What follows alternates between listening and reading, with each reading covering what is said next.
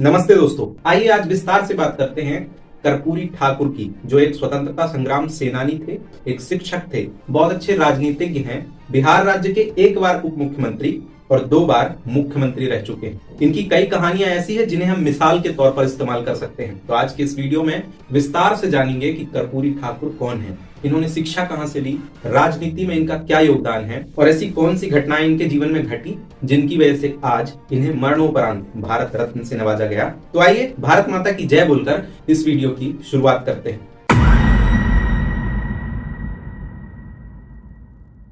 दोस्तों, कर्पूरी ठाकुर का जन्म 24 जनवरी 1924 को भारत में ब्रिटिश शासनकाल के दौरान बिहार के समस्तीपुर जिले के पितौजिया गांव में हुआ। पितौजिया का नाम बदलकर अब कर्पूरी ग्राम कर दिया गया है। इनका जन्म एक नाई जाति में हुआ था। उनके पिताजी का नाम गोकुल ठाकुर और माता का नाम श्रीमती राम दुलारी देवी था।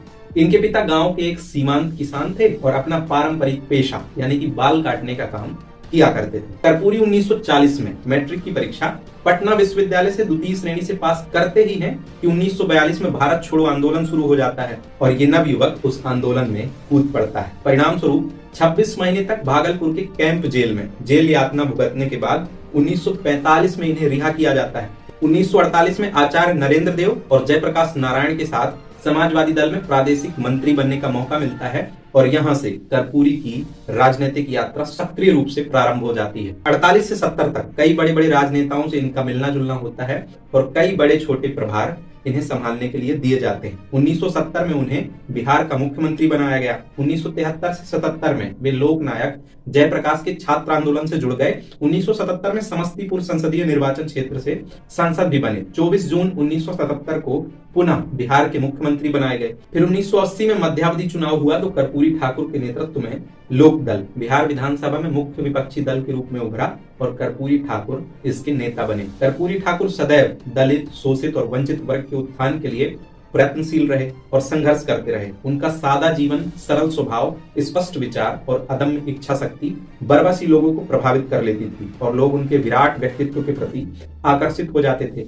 बिहार के मुख्यमंत्री के रूप में उसे प्रगति पथ पर लाने और विकास को गति देने में उनका अपूर्व योगदान को सदैव स्मरण किया जाता है। दोस्तों, कर्पूरी ठाकुर दूरदर्शी तो थे ही, साथ ही एक ओजस्वी वक्ता भी थे। आजादी का समय चल रहा था और पटना की कृष्णा टॉकीज हॉल में छात्रों की सभा को संबोधित करते हुए कर्पूरी ने एक क्रांतिकारी भाषण दिया कि हमारे देश की आबादी इतनी अधिक है कि केवल थूक फेंक देने से अंग्रेजी राज बह जाएगा। इस भाषण के कारण उन्हें दंड भी झेलना पड़ा। वह देशवासियों को सदैव अपने अधिकारों को जानने के लिए जगाते रहे और हमेशा कहते थे, संसद के विशेषाधिकार कायम रहें, अक्षुण्ण रहें, आवश्यकता अनुसार बढ़ते रहें, परंतु जनता के भी। यदि जनता के अधिकार कुचले जाएंगे तो जनता आज न कल संसद के विशेषाधिकारों को चुनौती देगी। कर्पूरी ठाकुर का चिर परिचित नारा था, 100 में 90 शोषित हैं, शोषितों ने ललकारा है, धन धरती और राजपाट में 90 भाग हमारा है। और एक बात और कहते थे, अधिकार चाहो तो लड़ना सीखो, पग पग पर अड़ना सीखो, जीना है तो मरना सीखो। ऐसे ही ओजस्वी वक्तव्य, भाषण और नारों के कारण जनता ने इन्हें अपना नायक बनाया और प्यार से इन्हें जननायक कहा। दोस्तों, सरल एवं सरस हृदय के राजनेता माने जाने वाले कर्पूरी ठाकुर सामाजिक रूप से पिछड़ी किंतु सेवा भाव के महान लक्ष्य को चरितार्थ करती नाई जाति में जन्म लेने वाले इस महानायक ने राजनीति को भी जन सेवा की भावना के साथ जिया। उनकी सेवा भावना के कारण ही उन्हें जननायक कहा जाता है। वह सदा गरीबों के अधिकारों के लिए लड़ते रहे। मुख्यमंत्री रहते हुए उन्होंने पिछड़ों को 12% आरक्षण दिया। मुंगेरीलाल आयोग के तहत इसमें कुल 79 जातियां शामिल थी। पिछड़ा वर्ग को 12% और अति पिछड़ा वर्ग को 8% दिया। उनका जीवन लोगों के लिए किसी आदर्श से कम नहीं है और शायद इसीलिए पीएमओ ने एक ऐसे सितारे को खोज निकाला जिन्हें सच में भारत रत्न देना चाहिए था। अब बात करते हैं इनके विशेष राजनीतिक जीवन की। 1977 में कर्पूरी ठाकुर ने बिहार के वरिष्ठ नेता सत्येंद्र नारायण सिन्हा से नेता पद का चुनाव जीता और 2 बार राज्य के मुख्यमंत्री बने। लोकनायक जयप्रकाश नारायण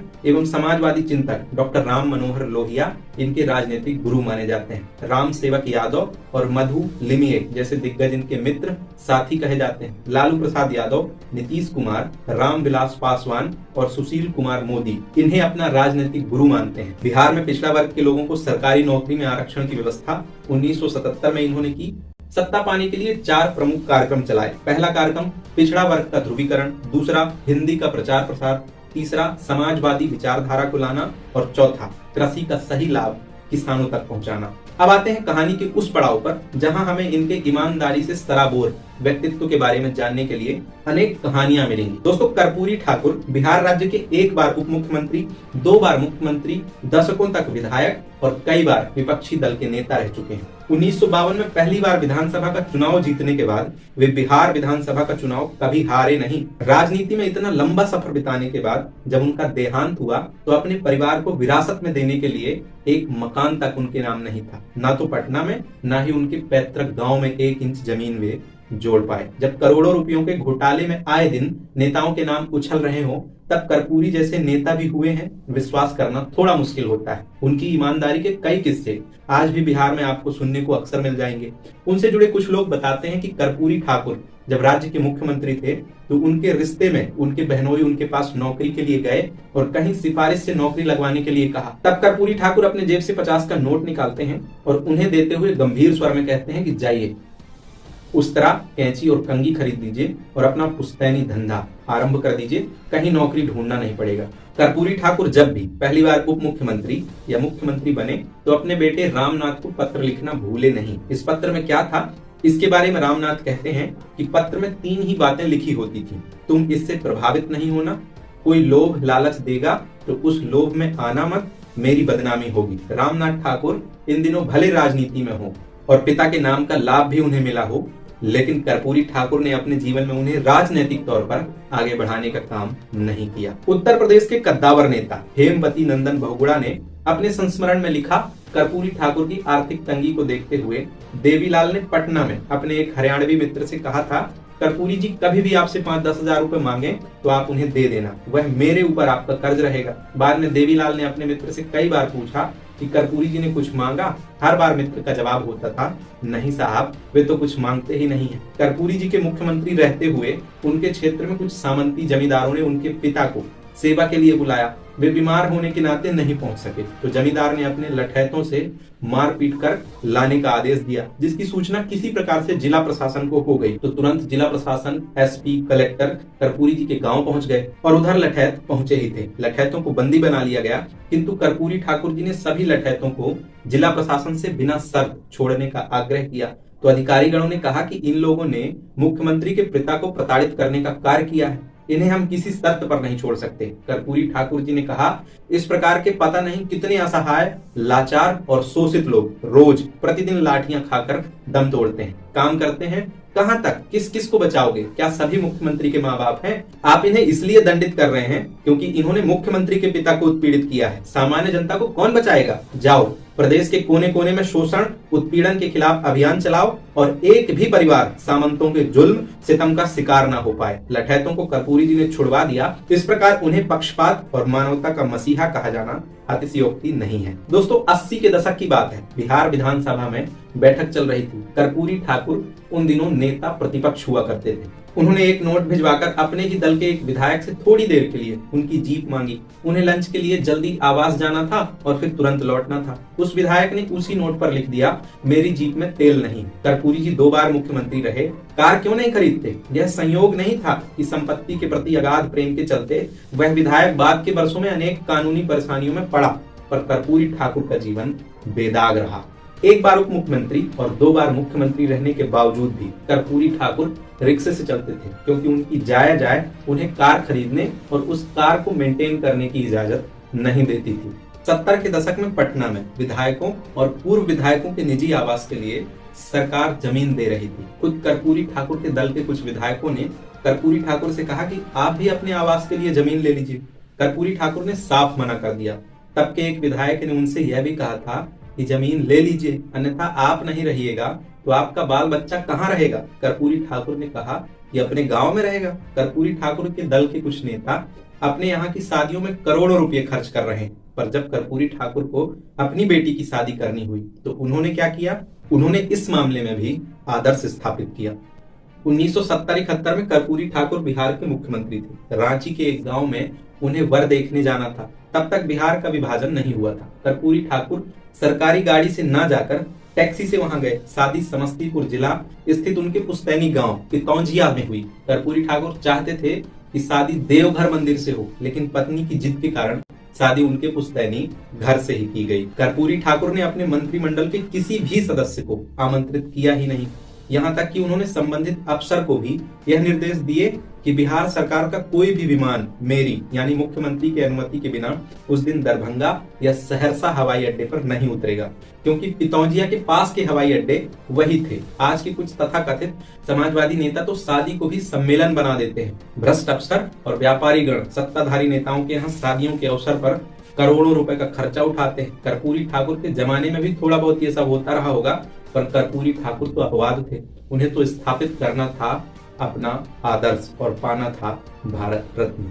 हालांकि उनकी साधनहीनता भी उन्हें 2 बार मुख्यमंत्री बनने से रोक नहीं सकी। 1977 में जब जेपी आवास पर जयप्रकाश नारायण का जन्मदिन मनाया जा रहा था, पटना के कदम कुआं स्थित चरखा समिति भवन में जहां जेपी रहते थे, देश भर से जनता पार्टी के बड़े नेता जुटे हुए थे। उन नेताओं में चंद्रशेखर, नानाजी देशमुख शामिल थे। मुख्यमंत्री पद पर रहने के बावजूद भी फटा कुर्ता, टूटी चप्पल और बिखरे बाल कर्पूरी ठाकुर की पहचान थी।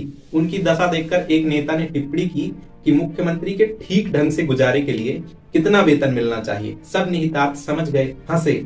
फिर चंद्रशेखर सीट से उठे। उन्होंने अपने लंबे कुर्ते को दोनों हाथों से पकड़ा और वहां बैठे नेताओं के पास बारी बारी से जाकर कहने लगे कि आप कर्पूरी जी के कुर्ता फंड में दान कीजिए। तुरंत कुछ 100 रुपये एकत्र हो गए। उसे समेटकर चंद्रशेखर जी ने कर्पूरी जी को थमाया और कहा कि इससे आप अपना धोती कुर्ता ही खरीदिएगा, कोई दूसरा काम मत कर लीजिएगा। चेहरे पर बिना कोई भाव लाए कर्पूरी ठाकुर ने कहा, इसे मैं मुख्यमंत्री राहत कोष में जमा कर दूंगा। यानी तब समाजवादी आंदोलन के कर्पूरी ठाकुर को उनकी सादगी और ईमानदारी के लिए जाना जाता था। दोस्तों, कर्पूरी जी का वाणी पर कठोर नियंत्रण था। वे भाषा के कुशल कारीगर तो थे ही, उनका भाषण आडंबर रहित, ओजस्वी, उत्साहवर्धक और चिंतन परक होता था। कड़वा से कड़वा सच बोलने के लिए वे इस तरह के शब्दों और वाक्यों को व्यवहार में लेते थे कि जिसे सुनकर प्रतिपक्ष तिलमिला तो उठता था, लेकिन यह नहीं कह पाता था कि कर्पूरी जी ने उन्हें अपमानित किया है। उनकी आवाज बहुत ही खनकदार और चुनौतीपूर्ण थी, लेकिन यह उसी हद तक सत्य,